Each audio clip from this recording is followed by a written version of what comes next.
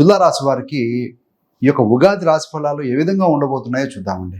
ముఖ్యంగా ఈ యొక్క ఆదాయ వ్యయాలు ఏ విధంగా ఉన్నాయి, రాజపూజ అవమానం ఎంత ఉంది, విద్యార్థులకి స్టూడెంట్స్కి ఎలా ఉంది, కాంపిటేటివ్ ఎగ్జామ్స్ పార్టిసిపేట్ చేసే వారికి ఎలా ఉంది, ఎంప్లాయీస్కి ఎలా ఉంటుంది, వ్యాపారస్తులకు ఏ విధంగా ఉంటుంది, ప్రేమ వ్యవహారాలు ఏ విధంగా ఉంటుంది, వైవాహిక జీవితం స్త్రీలకు ఏ విధంగా ఉంటుంది, రాజకీయ నాయకులకు ఏ విధంగా ఉంటుంది, అదేవిధంగా ఇన్వెస్ట్మెంట్, ప్రాపర్టీ సంబంధమైన విషయాలు, ప్రయాణ సంబంధమైన విషయాలు, ఆరోగ్యం, రెమెడీస్ ఇవన్నీ కూడా చూద్దామండి.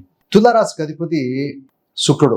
ఎవరికైతే కనుక పుట్టిన వివరాలు నమోదు చేయలేదో, జన్మజాతక చక్రం తెలీదో అలాంటి వారి కోసం ఏంటంటే వ్యవహార నామాన్ని బట్టి రాశి ఫలాలు చూసుకునే విధంగా ఉంటుంది. సో ఇక్కడ చిత్త 3, 4 పదాలకు సంబంధించిన వారు ఏ లెటర్స్ వారు వస్తారయ్యా అంటే రా, రి అనే పదాల పేరు మొదలవుతుంది వారు చిత్త.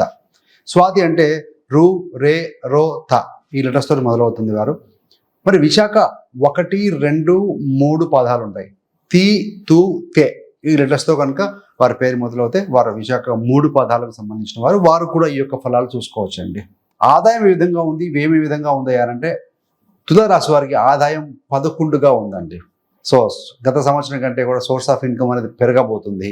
మరి ఖర్చు ఎంత ఉందంటే 5గా ఉంది.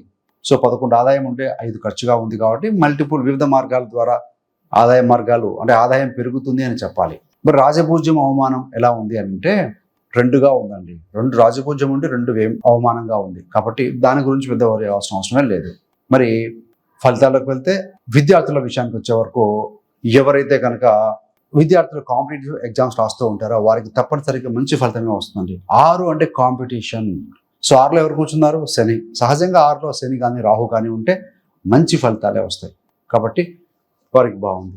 మరి 5వ స్థానంలో రాహు ఉన్నారే కాబట్టి ఏంటంటే పీజీ విద్య, డిగ్రీ స్థాయి విద్య ఇలాంటి విద్యలు అభ్యసించే వారు ఏంటంటే కొంత ఫోకస్డ్గా ఉండాలి, ఈ యొక్క దృష్టిని సాధించాలని చెప్పవాలి. మరి వృత్తిలో ఉన్నవారికి అంటే జాబ్లో ఉన్నవారికి ఏ విధంగా ఉంటుంది అని అంటే ఈ సంవత్సరం మార్పులు చేర్పులు కాస్త ఉంటాయండి.